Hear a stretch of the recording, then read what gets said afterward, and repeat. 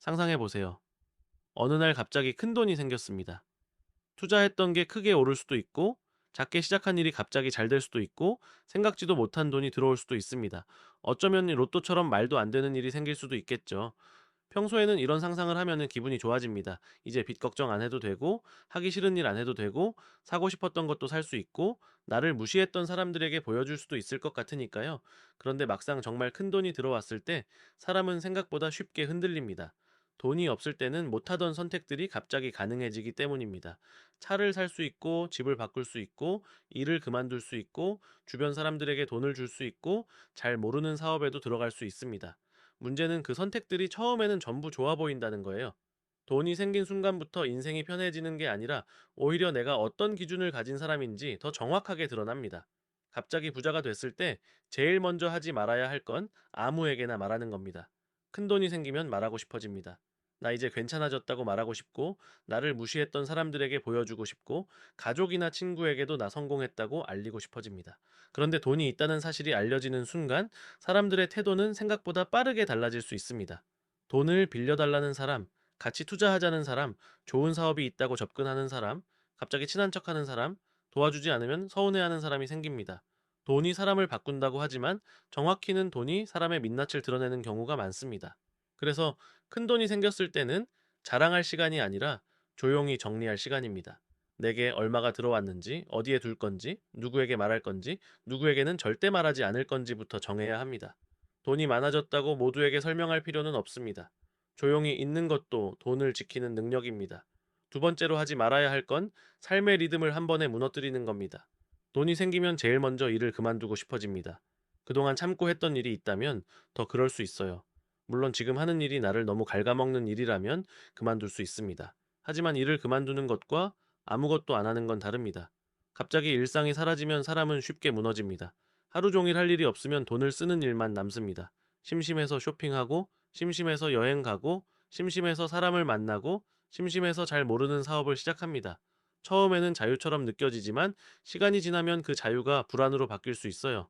돈은 있는데 하루가 비어 있고 할 일은 없는데 선택지만 많아지면 이상한 결정이 나오기 쉽습니다. 큰 돈이 들어온 직후에는 인생을 뒤집는 결정을 할 때가 아닙니다. 적어도 한동안은 평소의 리듬을 유지해야 합니다. 아침에 일어나고 해야 할 일을 하고 내 시간을 쓰는 기준을 유지해야 합니다. 돈이 들어온 뒤 가장 위험한 건 갑자기 돈이 많아진 게 아니라 갑자기 나를 잡아주던 구조가 사라지는 겁니다. 세 번째로 하지 말아야 할 건 빚을 놔두고 소비부터 하는 겁니다. 큰 돈이 생기면 눈에 보이는 걸 먼저 해결하고 싶어집니다. 좋은 집, 좋은 차, 비싼 물건, 여행, 선물. 이런 것들이 먼저 떠오릅니다. 그런데 가장 먼저 봐야 할 건 돈이 새는 구멍입니다. 특히 카드 빚이나 고금리 대출처럼 이자가 높은 빚은 먼저 정리해야 합니다. 돈이 들어왔는데도 계속 불안한 사람들은 보통 들어오는 돈보다 새는 구조가 더 큽니다. 통장에는 돈이 있어도 이자, 소비, 유지비, 관계 비용이 계속 빠져나가면 얼마든지 다시 무너질 수 있습니다. 큰 돈이 생겼을 때 첫 감정은 흥분이 아니라 정리여야 합니다. 어디로 돈이 새고 있는지, 어떤 빚이 나를 계속 끌어내리는지, 어떤 고정비가 너무 커졌는지 봐야 합니다. 빚을 정리하는 건 재미없는 일처럼 보이지만 사실 가장 확실하게 나를 가볍게 만드는 일입니다. 돈이 생겼을 때 소비부터 생각하는 사람은 돈을 잠깐 만지는 사람이고, 새는 구멍부터 막는 사람은 돈을 오래 지킬 가능성이 높은 사람입니다. 네 번째로 하지 말아야 할 건 가족과 친구에게 쉽게 돈을 빌려주는 겁니다. 이게 제일 어렵습니다. 가까운 사람이 부탁하면 거절하기 힘듭니다.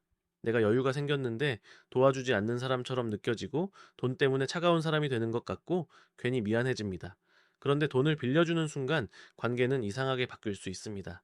빌려준 사람은 돌려받아야 한다고 생각하고, 빌린 사람은 부담을 느끼고 갚지 못하면 미안함이 원망으로 바뀌기도 합니다. 가까운 사이일수록 동어래는 더 조심해야 합니다. 정말 도와주고 싶다면 빌려주는 게 아니라 줄 수 있는 만큼만 줘야 합니다. 그리고 그 돈은 다시 받을 생각을 하지 않는 게 낫습니다. 받을 생각으로 주면 관계가 망가지고, 못 받을 돈을 빌려주면 내 마음이 망가집니다. 선을 긋는다고 해서 나쁜 사람이 되는 게 아닙니다. 오히려 애매하게 돈이 오가면 결국 관계가 더 오래 망가집니다. 가까운 사람을 지키고 싶다면 돈의 선을 분명히 해야 합니다. 다섯 번째로 하지 말아야 할 건 원금을 쓰는 겁니다. 갑자기 큰 돈이 생긴 사람들은 통장 잔고를 보고 생각합니다. 이걸로 뭘 살까? 어디로 갈까? 누구에게 보여줄까? 그런데 돈을 지키는 사람은 다르게 생각합니다. 이 돈이 매달 얼마를 벌어오게 만들 수 있을까? 이 돈을 어떻게 하면 오래 살아남게 할 수 있을까? 여기서 차이가 납니다. 큰 돈은 한 번에 써버릴 돈이 아니라 나를 계속 지켜줄 구조가 되어야 합니다. 원금을 계속 잘라서 쓰면 처음에는 여유로워 보이지만 언젠가 끝납니다. 반대로 원금을 지키고 그 돈이 만들어내는 수익으로 살아가면 오래 갑니다. 진짜 부자는 돈을 많이 쓰는 사람이 아니라 돈이 돈을 벌게 만드는 구조를 가진 사람입니다.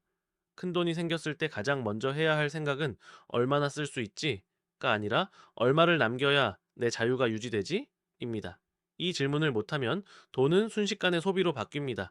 여섯 번째로 하지 말아야 할 건 더 큰 한 방을 노리는 겁니다. 돈이 생기면은 이상하게 더 크게 불리고 싶어집니다. 주변에서 좋은 투자라고 말하면 흔들리고, 누가 대박 났다고 하면 따라가고 싶고, 지금 안 하면 늦을 것 같은 마음이 듭니다. 그런데 이미 큰돈이 생겼다면 가장 먼저 생각해야 할 건 대박이 아니라 보존입니다. 돈을 지키는 사람은 한 곳에 전부 걸지 않습니다. 나누고 분산하고 위험을 줄이고 오래 버틸 수 있는 구조를 만듭니다. 돈이 없을 때는 어떻게든 더 벌어야 한다는 생각이 강할 수 있습니다. 하지만 돈이 생긴 뒤에는 질문이 달라져야 합니다. 어떻게 더 크게 먹을까가 아니라 어떻게 오래 무너지지 않을까를 봐야 합니다. 부자가 된 뒤 다시 무너지는 사람들은 이 질문을 바꾸지 못합니다. 돈이 없을 때의 조급함을 돈이 생긴 뒤에도 그대로 가져갑니다. 그래서 더 큰 판에 들어가고 더 큰 리스크를 지고 결국 더 크게 흔들립니다. 마지막으로 하지 말아야 할 건 부를 물건으로만 착각하는 겁니다. 많은 사람들이 부자가 되면 좋은 차, 큰 집, 명품, 여행을 먼저 떠올립니다. 물론 그런 것들이 나쁜 건 아닙니다. 하지만 그것이 전부가 되면 돈은 금방 사라집니다. 진짜 부는 물건이 아니라 선택권에 가깝습니다. 하기 싫은 일을 하지 않아도 되는 것, 아침에 일어나서 내 시간을 내가 정할 수 있는 것, 뭐 돈 때문에 원하지 않는 관계와 일에 끌려다니지 않아도 되는 것, 그게 진짜 자유에 가깝습니다. 큰 돈은 사람에게 자유를 줄 수도 있지만 기준 없이 쓰기 시작하면 더 큰 감옥이 될 수도 있습니다. 보여주기 위해 쓰고, 인정받기 위해 쓰고, 거절하지 못해서 쓰고, 불안을 덮기 위해 쓰면 돈이 많아져도 계속 쫓기게 됩니다. 그러니까 한번 상상해 보세요. 갑자기 내 통장에 큰 돈이 들어왔을 때 나는 조용히 있을 수 있을까? 바로 티 내고 싶어지지는 않을까? 일을 다 놓아버리지는 않을까? 빚보다 소비를 먼저 떠올리지는 않을까? 가까운 사람들에게 선을 만들 수 있을까? 원금을 지키고 수익 구조를 만들 수 있을까? 더 큰 한 방을 노리다가 다시 무너지지는 않을까? 네, 이 질문들은 돈이 생긴 뒤에 하는 질문이 아닙니다. 돈이 생기기 전부터 가지고 있어야 할 기준입니다. 돈은 결국 사람을 드러냅니다. 돈이 없을 때의 불안도 나를 드러내지만 돈이 생겼을 때의 선택은 더 정확하게 나를 드러냅니다. 자, 갑자기 부자가 되는 상상은 기분 좋은 상상으로 끝나면 안 됩니다. 자, 그 상황에서 내가 어떤 선택을 할 사람인지까지 봐야 합니다. 자, 큰 돈이 들어왔을 때 진짜 필요한 건 흥분이 아니라 기준입니다. 그리고 그 기준이 없는 사람에게 큰 돈은 축복이 아니라 또 다른 시험이 될 수 있습니다. 진짜 무서운 건 돈이 없는 상태가 아니라 돈이 생겼는데도 내가 예전의 조급함과 과시욕과 불안을 그대로 가지고 있는 상태입니다. 자, 그때 돈은 나를 구해주는 게 아니라 내 약점을 더 크게 만들어 버릴 수 있습니다. 부자가 되는 상상은 누구나 할 수 있습니다. 하지만 부자가 되었을 때 조용히 지킬 수 있는 사람은 많지 않습니다. 결국 큰돈 앞에서 남는 질문은 하나입니다. 나는 그 돈을 쓸 사람인가, 지킬 사람인가? 이 영상이 돈을 많이 버는 것만 생각하고 그 돈을 어떻게 지킬지는 아직 생각해보지 않은 분들에게 조금이라도 도움이 됐다면 구독과 좋아요 부탁드려요.